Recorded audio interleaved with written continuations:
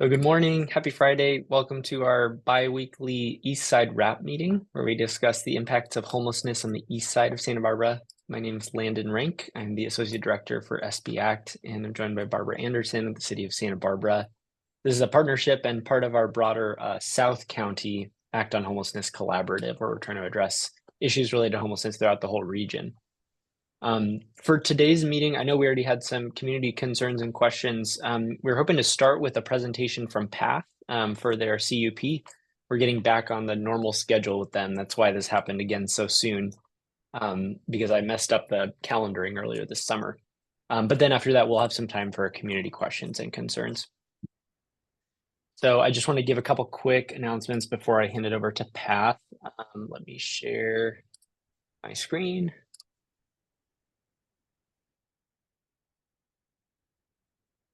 All right. So just a reminder for everybody that our South County Collaborative meeting will be this coming Monday at noon, and I'll put a poster for that on the next slide. Our next Eastside Wrap will be on the 20th. That same day will be a neighborhood cleanup, and Pat will share more about that.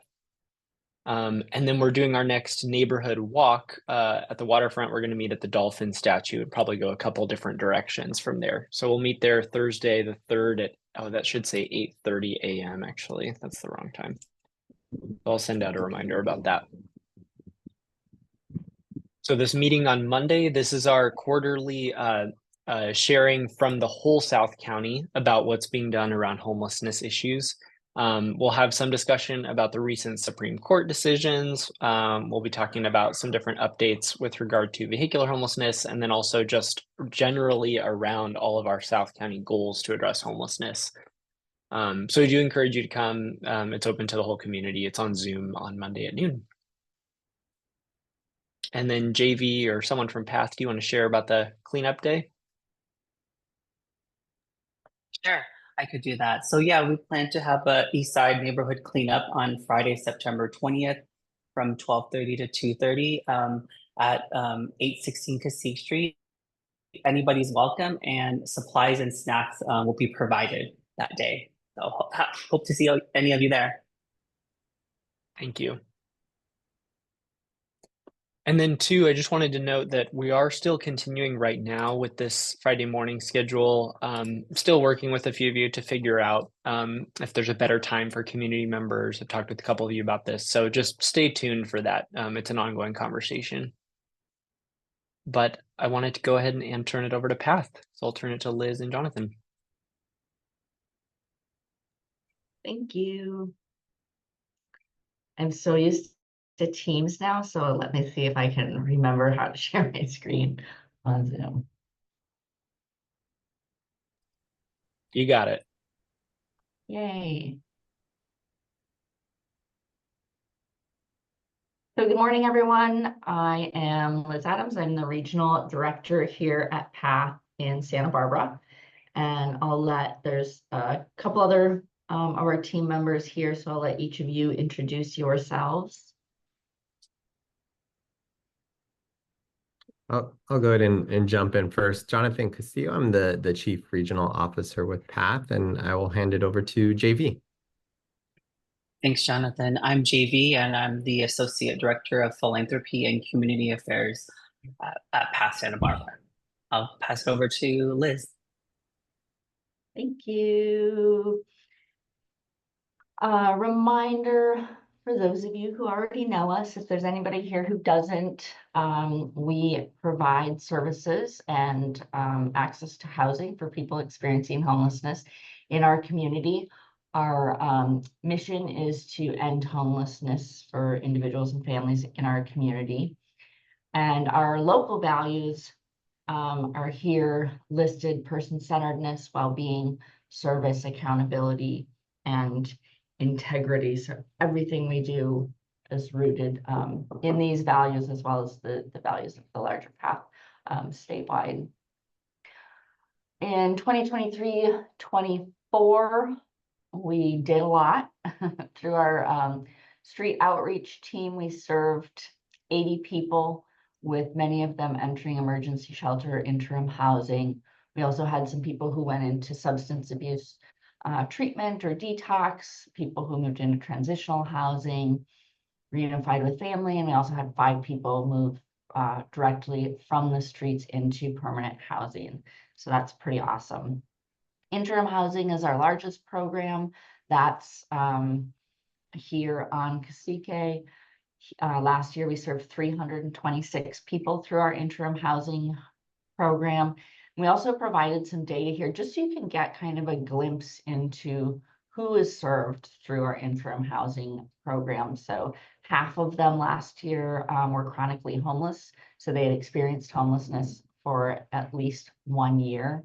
More than half of the people we served here had mental health disorders, and that's self-reported. So we know that that number is quite a bit higher as well.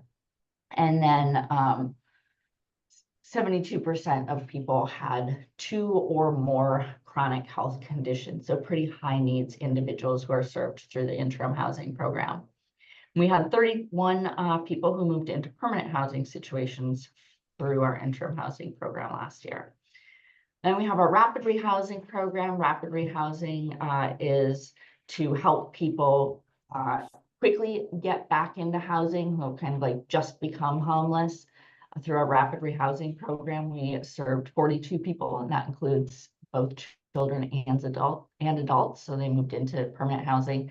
And then through our permanent supportive housing program, which serves people who are more chronically homeless, disabilities, we served 47 people who were living in permanent housing. And again, that's both adults and children. Because we just reported last month, I changed it up a little bit this month, and we're going to kind of walk through the conditional use permit and what all of the conditions are that we report on when we report out to the Planning Commission, and what we do to meet those conditions and what we do that goes above and beyond those conditions. Oops, so first I wanted to go through the history of the conditional use permit. This was first granted on September 30th, 1999, when it was approved for Casa Esperanza to operate a homeless shelter here at 816 Cacique. There were 2 phases. So the first phase consisted of converting the furniture store into the day center and emergency winter shelter for up to 230 people.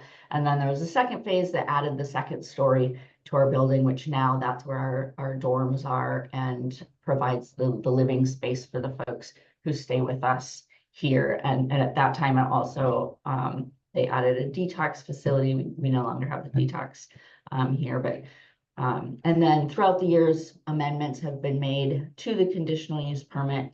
Every 2 years, we present to the Planning Commission about our compliance with the conditional use permit, what we do to remain in compliance. And then, as you know, because you're here, we also report out at these ERAP meetings ongoing with participation every time this meeting takes place, and then full presentations happening every other month. And the images that you'll see, so this is the spreadsheet that we kind of go off of and use to guide the conversation when we present to the Planning Commission. So you can see what the conditions are here in the second column of our conditional use permit. So we're required to have water flow. We do. That we met that condition when the construction was complete. We're not allowed to have our RV storage here. So we do not allow people to park RVs on site or in our overflow parking that's down the street. We're required to meet certain landscaping requirements, which we met when we completed the construction. There's certain water rights that are required. And that's all recorded and meets the conditions set. The staffing conditions, staffing and volunteer max is at 30. Daily, we're under that depending on how many volunteers, but we're always under that number of how many staff we have on site at any given time, with our least number of people being here overnight, when we typically just have 2 people on site for that overnight shift, with the most people being here during the day, Monday through Friday, when the full leadership team is here, as well as full interim housing staff, as well as kitchen staff at various periods throughout the day. And then we're also required to have parking spaces. So we have parking spaces here on site, as well as down the street in an overflow parking lot. Noontime meals, our conditional use permit allows us to serve up to 200 lunches daily.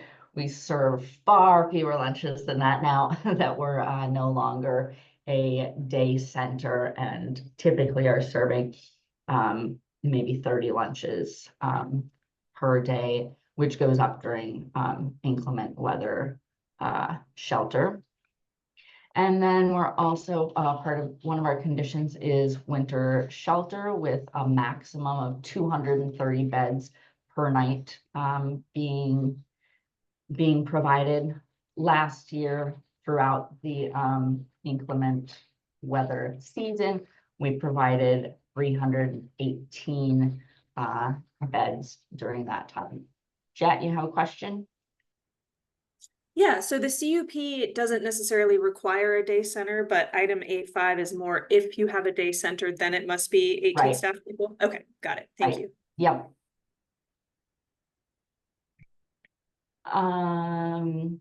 The transitional shelter, you can see here, limits us at 100 beds. We're currently operating less than 100 beds, but have the ability to go up to 100 beds.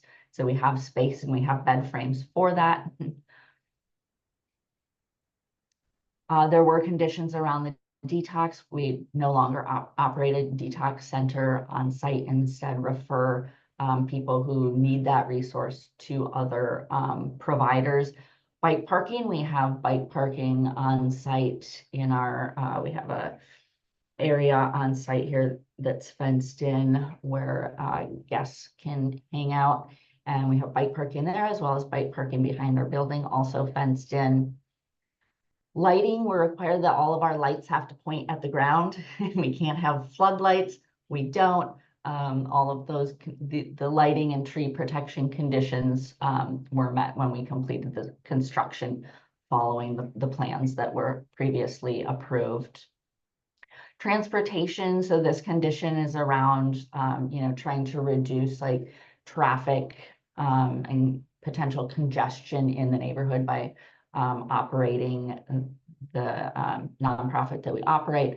So part of that is that we provide bus passes, and then we have bus routes posted, as well as rideshare information. So we provide bus passes to program participants, as well as support staff with utilizing public transportation. And then we have a resources board where we have bus schedules also posted for everybody to be able to easily access. In addition, we have computers available for folks to use if they need to look up specific bus routes or bus timing, and we have people on site who can help with that at all times. Neighborhood communication, there previously used to be a PATH neighborhood group that would meet, and now it's this because there wasn't a lot of participation there. So a lot of our neighborhood communication, thanks to SB Act and the City of Santa Barbara partnership, they support with that communication in the neighborhood. So we participate in these meetings as part of that condition of our conditional use permit. We also are required to do neighborhood outreach. Some of that is done as part of the activities that SB Act coordinates as well. And then we also do our own outreach utilizing PATH staff. So we have an outreach case manager position that started in July 2021. Right now, we're in process of setting a start date, actually, for somebody for that position. It has been vacant for a couple months, and so we've been filling in with staff as available to conduct that outreach in our specific area that we have assigned to us. We also do outreach to businesses, and so our leadership team goes out with flyers that promote these meetings, as well as flyers with contact information for different resources available, including our contact information for businesses to utilize when they're experiencing issues or have questions about somebody near their business who they believe to be experiencing homelessness. We don't have our next business outreach walk scheduled for our leadership team, but it will be coming soon. Will be scheduled soon. And then neighborhood watch, similarly, we go out ongoing throughout the day. Team members who are working that day go out and clean up around the neighborhood, check in, see what's going on in the neighborhood. We also do monthly cleanups. They used to be the third Saturday of every month, but as Landon already announced, this month we're going to try it out on a Friday during the day and see how that goes. And then we also started doing in partnership with the city that we also do launched a Cash for Trash program that provides gift cards to people experiencing homelessness who want to come and help out with cleaning up trash in the neighborhood as well.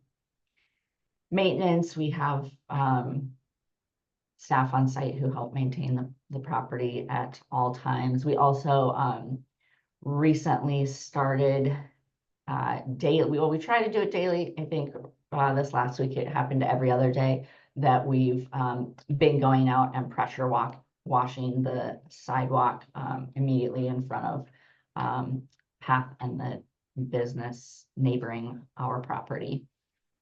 And then reporting to the Planning Commission is another condition of the conditional use permit. A few other items that we have been reporting on, requesting SBAC serve as the temporary stand-in. That's kind of connected to one of the other conditions that we already talked about. And then just so these are a lot of those pieces that I mentioned that a lot of that neighborhood communication is done through the partnership with SB Act now. So the designated representatives attending, so that's currently me. Jonathan attends as often as possible. JV, we often have Herschel, our director of programs, here as well. So we try to bring as many of us to these conversations as possible. So whatever questions or concerns you may have, we have the right person to respond to those. We work to ensure the neighborhood is notified of these meetings that take place and other opportunities to bring concerns to us. We try to make sure everybody knows how to contact us ongoing and feels comfortable reaching out to us as questions or concerns arise. The monthly presentations given here, we attend these meetings and kind of do mini presentations every other week. And then, like I said, these more full presentations we do every other month, and then we report back on that, as well as recommended steps. And so you can see recently we had a discussion recommending that permanently continuing the partnership with SBAC to fulfill some of the neighborhood communication conditions. Some of the things that we do outside of all of that in the community, we run a food rescue program. Through our food rescue program, we go out every day and pick up food from local grocery stores that would have otherwise gone to waste. So helping reduce food waste in our community. Every month, we accept around 10,000 pounds of food that we then distribute. Nearly half of that back to community partners. And the Veggie Rescue picks up from us. We also deliver food to SBCC. CityNet comes sometimes and picks up food. Various housing sites will pick up food from us. So we do our best to make sure that all of that food goes to use and none of it gets wasted. We also provide lots of awesome volunteer opportunities. If anybody wants to come and join us for one of these amazing opportunities, you can email sbvolunteers@epath.org and JV will circle back to you to get something scheduled. Last year we had 171 volunteers spending over 1,500 hours here supporting in our kitchen. That's kind of our biggest area for volunteer opportunities. People love being able to be in the kitchen and kind of seeing how the food rescue program goes into play with preparing the meals and then getting to serve the meals and have conversations with the people who are staying here. People always love. We do the community cleanups. We also do hygiene kit assembly, so volunteers can come and help assemble those hygiene kits that go out with our outreach program and are distributed to people who are out on the streets. We also have classes and workshops that are held on site here. A lot of those are led by volunteers in the community. We hold special events for folks who stay here as well as donation drives. And if you didn't know, volunteering is good for your mental health. So another reason if you're interested in volunteering. Landon already mentioned this, but I'll give another shout out for our upcoming Eastside Neighborhood Cleanup Day, Friday, September 20th, 12:30 to 2:30. And that's like a rough estimate. We'll start at 12:30. We provide the little grabbers and gloves and bags and all the things that you need to do the cleanup, and there will be snacks as well. And then it goes until kind of like whenever you're done. Our street outreach program, again, just a reminder, last year we served 80 people, with 35 of those people having positive housing exits. We also staff an access point at Rescue Mission every week to help people get entered into the homeless management information system, as well as connected to other resources. And we always bring hygiene kits as well. That's kind of how we entice them to come and talk to us by giving out hygiene kits. We continue to engage with people in our area over here. And this few months ago also put out our new outreach van that's been out in the community as well. So doing a lot there, and really excited to very soon have a new full-time outreach worker. So hopefully soon we'll have that person at this meeting you all and sharing their contact information with you. Interim housing, our interim housing site allows people to stay here all day long. So if people are not working, they can stay on site. We provide activities during the day. We provide workshops during the day. Just yesterday, JV actually had a resume workshop with folks who weren't working, and we're here hands-on, helping them actually create their resumes in that moment to next be able to go out and help them apply for jobs. Throughout this or last year, and we're continuing into this year, and it will probably be ongoing for a long time.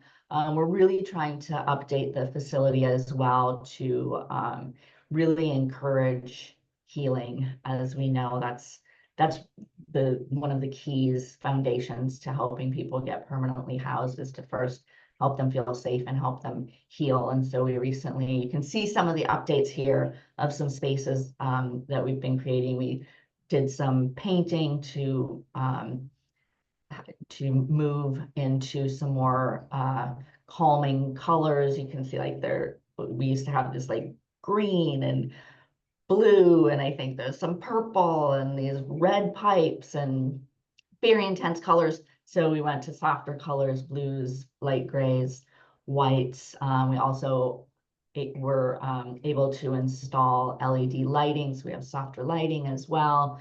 We changed this office into a wellness room, so when people are in like a heightened state or having a difficult time, we have this space that we can allow them to sit, relax, play the piano, read a book, whatever.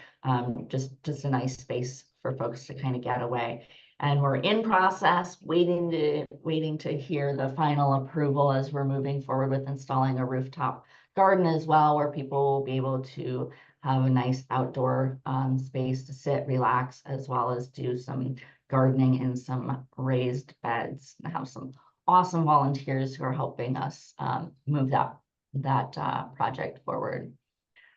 Rapid rehousing, we provide housing navigation, security deposit, short-term rental, and then stabilizing case management to help people get quickly back into housing and then maintain that housing. And then our permanent supportive housing, similar to rapid rehousing. We help people find the housing through our housing navigation. Then we're able to help with security deposits and then rental assistance, but this is long-term. So permanent, hence that word, people can remain in the permanent supportive housing program permanently and receive that long-term rental assistance and then intensive case management. And through our permanent supportive housing program, we've maintained a 94% retention rate. So awesome to be able to help that many people like really stay housed, stay off of the streets. And the rapid rehousing program, I forgot to mention too, we're super excited. We're in process of launching this month. We kind of soft launched last month, but this month fully launching a new rapid rehousing program in partnership with Santa Barbara City College as well. So we'll be able to help City College students get housed and retain housing as well through that partner program with them.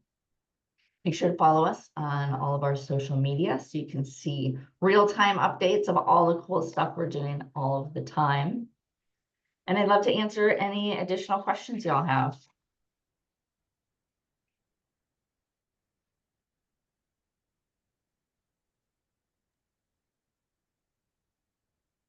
Yeah. Hey, so this might be a question more for the city, but I understand when the CUP was initially written in 1999, we didn't have, a robust local tracking and reporting system. Is there the possibility of building outcomes into future CUP agreements? So it's not just external neighborhood focus, but we can actually weigh in on the performance. And then I had another question. It'll come back to me, but yeah, just wondering if there's a way to incorporate performance measures into conditional use permits, or is that not the appropriate place for it? Jet, so this is Barbara. Yeah, the CUP is not the appropriate agreement to include those performance measures and outcomes. It's simply talking about the facility, internal as well as external, and managing again the neighborhood impacts. But we do have performance measures and outcomes as part of our grant agreement with PATH. We transitioned that 2 years ago from general operating support to city bed specific funding. And of course, we can always bring the county here too to talk about their contracted beds with PATH and the performance measures and outcomes as it relates to that. So happy to include that as part of a future presentation, and we can kind of break that down based on the preferences of all folks joining this call. Yeah, I was just thinking since it was Costa Esperanza and then it became PATH, and then if there's a future shelter iteration, but if that's not a possibility in the CUP, then never mind. Yeah, it's not in the CUP, but we definitely have it in our other agreements with PATH, both with the city and county, as you know. Yeah, thank you. Yep. I think Jose was next. Yes, just one question about PATH. So I noticed that they don't have a detox there anymore, correct? What about a drug rehab program or making recommendations on that? PATH still does that. Yeah, thank you for the question.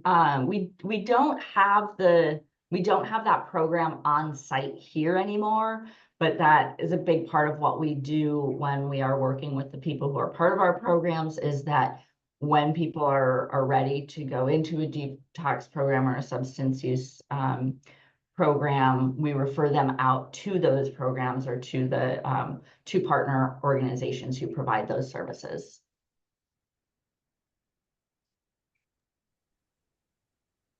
Natalia? Natalia? Good morning, everyone. I have a couple of questions, and the first question is to you, Landon. I see that you had mentioned that you're still in talks, trying to organize a wrap meeting for the East Side in the evening, and I'd just like to get a time frame of when you think this will be able to happen. How much longer are we going to wait to have such a meeting organized? Doesn't seem like it would be a difficult task, but I guess I'm wrong. So No, like, just to, and I can oh, step go in ahead, to answer Barbara. that too. I mean, we can do a one-off community meeting to discuss homelessness with Eastside neighborhood residents and leaders, absolutely. But we can't shift this regular wrap meeting to an evening time because of the folks that you see on the call. So it would really stretch us staffing capacity wise to do regular evening meetings instead of our daytime meetings, but we are trying to work at least for a time that might be early morning or during the lunch hour, and Landon's still working to coordinate that scheduling, but happy to do a one-off. If you feel like homelessness is worthy of a community meeting, we can absolutely facilitate that in the evening.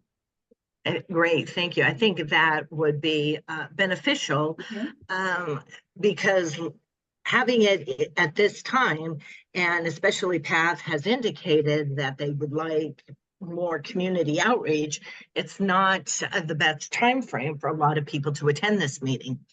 We agree, and we're Yes. happy to make accommodations when we can, for sure.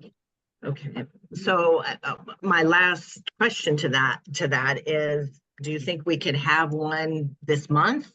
Is that even? Yeah, we're actually, Natalia, we're having a community meeting on the East Side on September 16th.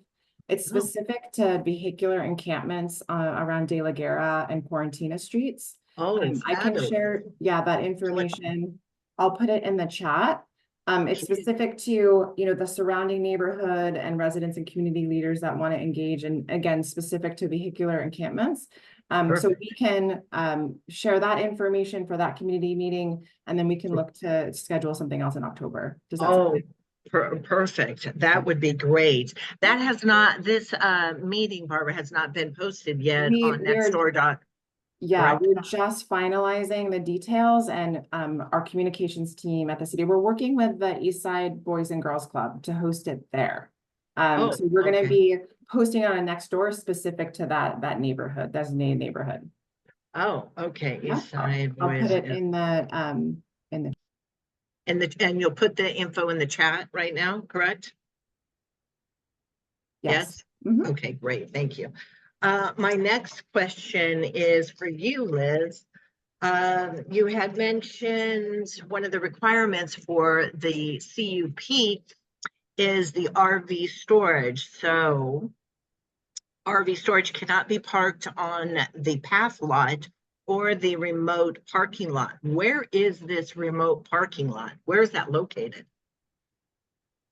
At our overflow parking is at the end of the street. So when you go around the corner, when you're coming down Cacique and you turn that corner, there's that chain link fence. And if you go straight instead of taking the corner, that's part of that is our overflow parking. The rest of it is Marburg parking.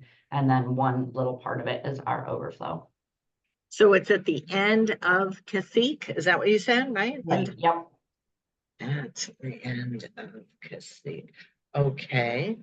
And then, a little bit, Liz, the second question to you is about this neighborhood outreach. So you said currently this position is vacant, and it has been vacant for what, how many months? It's been vacant for several months. Yeah, so we've been filling in with staff. So various members of our leadership team, our AmeriCorps, some of our interim housing staff, have everyone, we've been kind of alternating, taking outreach shifts while the position has been vacant. And what are you doing to promote this position to get it filled? Any and everything we can. Yeah, we've, had it out on Indeed, LinkedIn, the Santa Barbara Nonprofit Resource Network. Unfortunately, there've been like a lot of outreach positions kind of open at the same time. So there's a lot of competition out there right now, but we are in process of finalizing an offer and setting a start date for someone. So we're super excited that it won't be vacant much longer. Okay, my last question in regards to that, the position when it was filled prior to this vacancy, how long was that person in that role? He was here about 2 years. Okay. Okay, great. Well, thank you, everybody. I appreciate it. Jet, did you Thank you. remember your other question? I did, yeah. So on the Milpas corridor and the Cacique overpass, that's always an issue. And just anecdotally, I've noticed sort of an uptick in more higher acuity individuals, and PATH does the best it can with outreach, especially with that position being vacant. But is there any possibility of engaging the multidisciplinary team or behavioral wellness in any way to get out there and provide further assistance for those people? Jet, Yeah. I can answer that too. Oh, sorry, go ahead, Liz. You can go for it. Yeah, well, yeah, if you want to tag team it, I was just gonna say we do, if there is that higher need, we do make that request for those multidisciplinary teams to come out. We communicate ongoing, with CityNet as well, and each of our organizations do make those requests to have those teams come out to Yeah, assist. and I want to emphasize too that we have CityNet prioritizing the region as well. And so Olivia and John and the weekend team Thursday through Sunday have included the Lower East Side region as part of the prioritized regions, including the waterfront and downtown. So there's constant outreach happening throughout the week from multiple teams. And I will be perfectly honest, our referrals to behavioral wellness are not usually successful. So they'll engage an individual, and if there's not receptivity to their services, which are voluntary, they will not continue to engage. Nor do they have the capacity to continue to build rapport with someone to get them to be more receptive to services. So if you have any connection or ways that we can facilitate more positive referrals, we're happy to take that advice. But we have not seen the engagement that we absolutely need to have from behavioral health and the MDRT in our region. Yeah, absolutely. And I think CityNet, I see CityNet out all the time, and you guys are doing great work as well. I just feel like some individuals need that enhanced level of shame that behavioral wellness is not engaging or able to assist further. So Jet, our Act on Homelessness Steering Committee, actually our goal for the last year was to identify 15 high acuity need individuals and transition 50% of those individuals, hopefully, to more positive exits from street homelessness. That has actually worked, I think, pretty positively because we were able to prioritize folks, identify these pathways, get behavioral health in terms of representation on specific case management calls for these 15 individuals. But again, when it comes to the entirety of the need across the city, it's been challenging. But Landon, do you want to speak to that a little bit more as well? Yeah, so as Barbara said, we identified sort of the top 15 throughout South County. So this includes Goleta and Carpinteria as well, but the majority were in the city of Santa Barbara. And of those, 4 have gotten into housing. Another 2 have gotten into behavioral health, like an inpatient setting. And then we've got a couple more that are currently in interim housing. So we've almost hit our target of getting to that 50%. But obviously the next step is actually having them retain that housing or stay in the interim shelter. So that will be the challenge moving forward. And in general, there's the nuance of substance abuse and behavioral health disorders. So, you know, we are finding that some of the behavioral health disorders are directly linked to substance abuse. We have a number of individuals that have meth-induced psychosis. And so behavioral health, again, has, you know, given us some answers that they can't engage, or they don't have the capacity to engage, or their homeless outreach services aren't appropriate for that. So we're continuing to make different referrals with other agencies to be able to address their needs. I really appreciate the question, because I think a lot of people see this and think that nothing's being done, but we are trying to exhaust every available resource. Yeah, yeah, you all are doing really great work. It's just that higher need, that higher acuity need, the really specialized groups that apparently aren't able to engage. So that's a shame. It's just capacity. Yeah. As you know, we probably need 4 MDRTs at least, and we have 1 right now with a possible second. Yeah.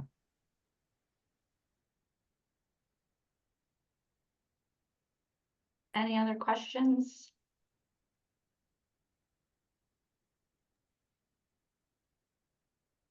If not, Thank I'll say you. thank you to the Path team for pulling that together. Appreciate the walkthrough of the whole CUP as well. That was really informative. We have a few minutes left. I just want to open it up if there are any other Eastside residents who have any questions or concerns you want to share related to the Eastside. I just wanted to give a shout out to Andrew for giving extra cleanup on that trash can on Cacique. That's great. Yeah, thanks, Jesse. We've, personally been doing some work on it. But we do have Marburg servicing as much as possible now. We added the 2 additional days, so they're being served the max that they can. My colleague Joelle just went out. We have some new signs that you're going to be seeing as of today that comment about illegal dumping at the location, and then just also encourage residents about the requirement to have trash service at their residence. So we're hoping that will make an impact, and then we are continuing a pretty strong search to kind of make sure that within about a 2-block radius, everyone does have trash service. So we are able to kind of look on the back end, look into some of those areas that where, we think the dumping might be coming from, and see if there's some way we can stem the problem there. I know it's unsightly quite often, but we're just really hesitant to remove them for fear that trash is just going to go straight into the creek, and then it's potentially even a bigger problem or something that's harder to deal with. So I think we're making some progress, and hopefully we'll see some good results here soon. Great. Thank you. Thanks, Jesse. Jose.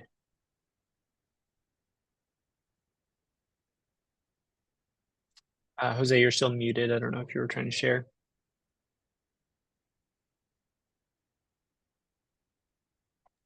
Oh, sorry about that. Yeah, this does not pertain to the Eastside. It pertains to somebody that I met a few years ago when I was homeless, and at the time they were residing at the Falding. And once I moved in where I'm at right now, they were evicted. And I'm not going to get into any heavy details. So this individual became homeless, wound up at PATH. They do not have any kind of drug issues, alcohol issues, never did it in their entire life. Went through physical abuse when he was a child from his father, older brother. He witnessed his father physically abusing his mom. So, and he has a really, really serious health issues. He's like in his late 70s now. And he's also has come down with cancer. So he was kicked out of PATH for who knows. There was no reason. He just got there. This guy was a senior citizen, and he gets tossed out. And he was not the only one, but many others. So he winds up homeless for the longest time. He finally got into the gardens on 251 South Hope Avenue for the seniors there. Now he's on the verge of getting evicted. he's making some very serious accusations against the person that is in charge over there. I'm not going to get into any heavy details about what these accusations are, but it's almost kind of similar to the accusations of the staff members that had him evicted, kicked out of PATH, along those lines. And so he's stressing out. So I'm just wondering if any of you could probably go down there and speak to him in person to find out what's going on.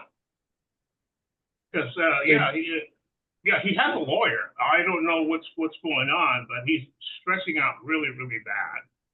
So is there anybody here that could and I could, you send me an email and I'll give you his contact information. Jose, yeah, if you can email me the information. I don't want to share personal information over the call, but if you share that with me, then I can look up and see if they're connected with a case manager through an agency, and then we can see if they can reach out to him. Okay, I will do that this afternoon. Literally, around 12 noon or after 12 noon. But yeah, I will do that. I will send you his contact info and see what you can find out. I mean, he's a nice guy and everything, but he suffers also severe depression of everything that he has gone through in his life. So, anyways, well, that's it. Okay. Okay. Thanks, Thank you. Jose. All right. I appreciate it.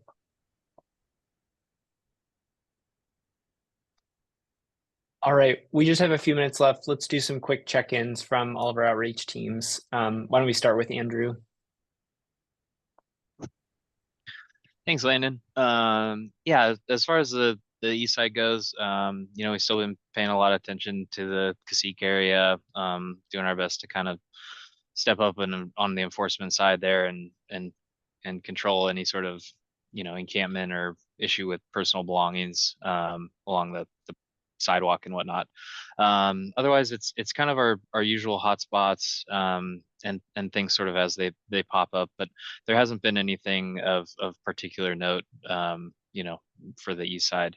Aside from that, we are still down by the zoo. I don't see Rich on today, but the zoo is still drawing some activity down around the creeks there, but we're able to handle it pretty regularly. So all in all, it's everything's looking okay. Thanks, Andrew. All right, let's go to our CityNet team.